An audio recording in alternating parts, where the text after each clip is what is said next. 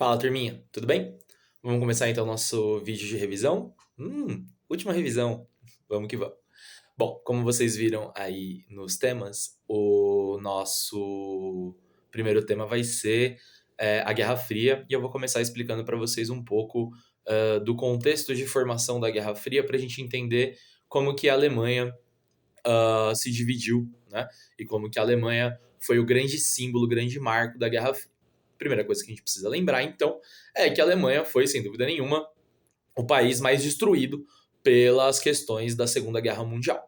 Destruído porque, economicamente, porque ficou muito complicada a situação, porque ela ficou completamente destruída na invasão, tanto dos Estados Unidos como também da União Soviética, para poder finalizar a guerra, né? Então, ela ficou completamente destruída no ponto de vista prático, né? Na economia e nas suas construções, enfim, o país ficou completamente destruído nesse contexto. Por outro lado, a gente também precisa lembrar que, afinal de contas, foi na Alemanha, né, que se estruturou o totalitarismo nazista e que esse regime totalitarista também pode se perceber que ele destruiu a Alemanha politicamente. Ou seja, a Alemanha ela precisava ser totalmente reconstruída. É justamente nesse processo de reconstrução, pós-Segunda Guerra Mundial, que uma potência, União Soviética, e a outra potência, Estados Unidos, vão querer reconstruir a Alemanha. É justamente por isso que ela vai ser dividida em alguns territórios, no caso em 4 no primeiro momento, mas depois vai ser reorganizada e a divisão da Alemanha vai acontecer entre a Alemanha Ocidental, ligada aos Estados Unidos, de orientação capitalista, e a Alemanha Oriental, ligada à União Soviética, de orientação comunista. Portanto, o que possibilita a reconstrução da Alemanha durante a Guerra Fria, dentro dessas características de divisão, é justamente o contexto da Segunda Guerra Mundial. E a gente sabe que também dentro da Alemanha tem um outro grande símbolo, um outro grande marco da Guerra Fria, que é o Muro de Berlim. Qual o contexto da Guerra Fria que possibilita a construção do Muro de Berlim? Justamente este contexto de divisão das duas Alemanhas. Era aquilo que dividia na prática a Alemanha Oriental da Alemanha Ocidental e havia, portanto, dentro da Alemanha Oriental, de orientação comunista, um baixo desenvolvimento econômico, muito porque aquele território da Alemanha Oriental era um território não desenvolvido economicamente, não industrializado, o que acabou trazendo alguns problemas que se intensificaram ali na reconstrução da Alemanha. Por esses problemas econômicos, o que ocorria era que uma grande parcela da população alemã queria ir para o outro lado, para tentar sorte, para melhorar de vida. E nesse sentido foi construído o Muro de Berlim para evitar que as pessoas fugissem do seu território, se tornando, portanto, um grande símbolo da Guerra Fria. Agora, a gente analisou como que a Guerra Fria impacta a Alemanha. É muito importante que nós tenhamos em mente que não é apenas a Alemanha que vai ser reconstruída na Europa nessa disputa de orientação política e ideológica da União Soviética e dos Estados Unidos. A Europa como um todo vai ser reconstruída, principalmente por meio daquele plano que nós estudamos bem, que é o Plano Marshall. E o Plano Marshall, ele vai se inserir dentro da Guerra Fria como sendo um plano de reconstrução econômica que tinha um objetivo político, que era reconstruir os países destruídos pela Segunda Guerra Mundial e evitar que estes países caíssem na ideologia comunista. Por isso que o Plano Marshall ele é um plano econômico, mas também com uma orientação política, com objetivos políticos. E dentro dessas características, a nossa relação estabelecida entre o Plano Marshall e a Guerra Fria é justamente este contexto que faz com que uma potência, a União Soviética, e a outra potência, os Estados Unidos, disputem cada vez mais zonas de influência. Porque quanto mais influência eles tiverem, melhor será a economia desses países. Mais propagadas estarão as suas ideologias políticas. E com isso, eles se tornarão cada vez mais fortes. Um outro tema também bastante importante para a gente na Guerra Fria, que será cobrado na avaliação de vocês, é o contexto da corrida espacial. Aquela disputa entre União Soviética e Estados Unidos para saber quem iria dominar o espaço primeiro. Nós costumamos ver essa corrida espacial dentro do campo muito simbólico, Chegar até o espaço representaria um avanço tecnológico e, do ponto de vista da simbologia, quem chegasse primeiro seria melhor. Mas isso é só um dos aspectos da corrida espacial. A corrida espacial, ela ocorre para promover um desenvolvimento tecnológico de uma potência e de outra potência, principalmente com o objetivo de ampliar a tecnologia via satélite, o que proporcionaria uma maior espionagem para estes dois países. Portanto, a corrida espacial ela não é apenas uma disputa simbólica para saber quem era melhor, para saber quem era mais evoluído. Não, a corrida espacial ela tem como importância o desenvolvimento tecnológico das duas superpotências. E uma vez esse desenvolvimento tecnológico muito mais forte e muito mais potente, proporcionaria o avanço nas técnicas de espionagem, principalmente com os satélites. Ainda dentro do campo da Guerra Fria, nós também temos aquele movimento de polarização ideológica, de polarização política estabelecido entre as duas superpotências. É neste sentido que nós temos uma disputa entre o lado capitalista dos Estados Unidos e o lado comunista da União Soviética. Ou seja, essa polarização no campo ideológico foi marcado por estas duas tendências de ideologias. Uma que defendia os aspectos do capitalismo se desenvolvendo dentro de uma economia de mercado, e o outro lado, uma tendência ideológica que se desenvolvia dentro de uma construção mais coletiva da sua economia. Agora, essa disputa, ela também teve outras marcas importantes, como, por exemplo, uma polarização que quase levou o mundo a uma terceira guerra mundial, o que com certeza se tornaria uma guerra nuclear, porque afinal de contas, no campo político, estes enfrentamentos entre União Soviética e Estados Unidos foram muito fortes. Eram duas potências que não conversavam. E qual é o grande marco desta disputa que não tem conversa? Uma cortina de ferro. Claro que é simbólico, a gente sabe, mas aqueles países que estão na zona fronteiriça do leste europeu, como Polônia, como Romênia, como Bulgária, vão promover simbolicamente uma linha imaginária que vai impedir que entre coisas do capitalismo ou do Ocidente para a União Soviética e que também acaba protegendo a Europa Ocidental e o lado capitalista da Guerra Fria da penetração das ideias, dos produtos, das ideologias e de tudo aquilo que vinha da União Soviética. Portanto, a cortina de ferro ela é, sem sombra de dúvidas, um grande marco simbólico da Guerra Fria, que mostra claramente essa polarização existente dentro deste período histórico. E é claro que nós não podemos nos esquecer de todos os conflitos que ocorreram durante a Guerra Fria. Principalmente aquele que talvez tenha sido um dos maiores marcos deste período histórico, que é a Guerra do Vietnã.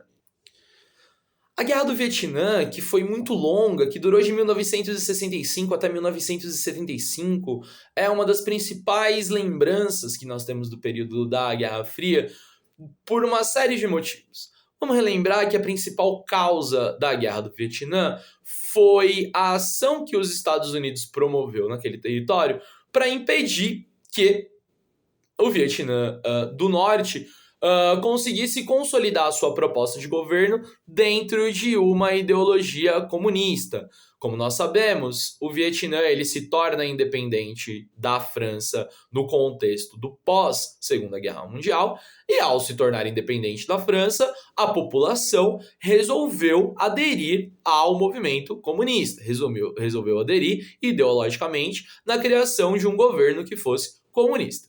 Aprovado dentro de um plebiscito, e os Estados Unidos, com o interesse de impedir que o país se tornasse, então, um país próximo da União Soviética, vai começar um processo de financiar os grupos do Vietnã do Sul que queria impedir que se estabelecesse ali este governo comunista. Os Estados Unidos começam a fomentar isso, começam a investir nestas economias, aliás, começam a investir economicamente nesses grupos, e isso desencadeia uma guerra entre Vietnã do Norte e Vietnã do Sul. E os Estados Unidos, percebendo que mesmo com este investimento ainda havia muita força entre os Vietcongs do Norte, entre os vietnamitas do Norte, o que vai acontecer então é que os Estados Unidos vai entrar diretamente neste conflito para tentar impedir que o Vietnã se tornasse um país comunista. Não deu certo, porque a guerra do Vietnã foi vencida pelos vietnamitas. O Vietnã ele consegue promover uma resistência muito grande durante esse conflito, e isso causa muitos problemas para os Estados Unidos, internamente inclusive, porque afinal de contas foi uma guerra de 10 anos. Ainda que os Estados Unidos não tenham participado os 10 anos, mesmo assim custou muito dinheiro, custou muitas vidas de jovens soldados que nem sequer entendiam por que eles estavam tratando e lutando aquela guerra contra pessoas com as quais eles nem se conheciam e nem tinham nenhuma relação. E isso acabou, então, gerando uma série de movimentos de contestação entre a população norte-americana contrários à Guerra do Vietnã. Talvez o movimento hippie, o movimento Paz e Amor, tenha sido o grande marco dessas manifestações, mas várias outras aconteceram.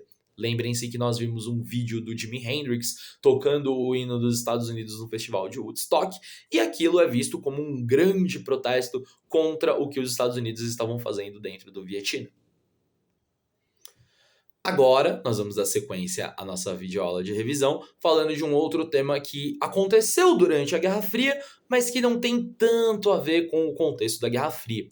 A luta, principalmente dos negros norte-americanos, contra o regime de segregação racial, que nós sabemos é um regime que começou a se estabelecer pós-Guerra de Secessão, lá atrás, no século XIX, nos Estados Unidos, quando, após a Guerra de Secessão, políticos ressentidos e revanchistas do Sul implementaram uma série de leis racistas que criaram uma política de segregação racial, colocando escolas para pessoas brancas e escolas para pessoas negras, colocando bebedouros para as pessoas brancas e bebedouros para as pessoas negras, impedindo o casamento interracial, colocando as pessoas negras para morar em guetos. Tudo isso se configurou como uma política de segregação racial, que impedia que a população negra norte-americana tivesse acesso à democracia. Porque, afinal de contas, se essa população não tem acesso aos principais direitos sociais, como falar que ela tinha acesso a essa democracia?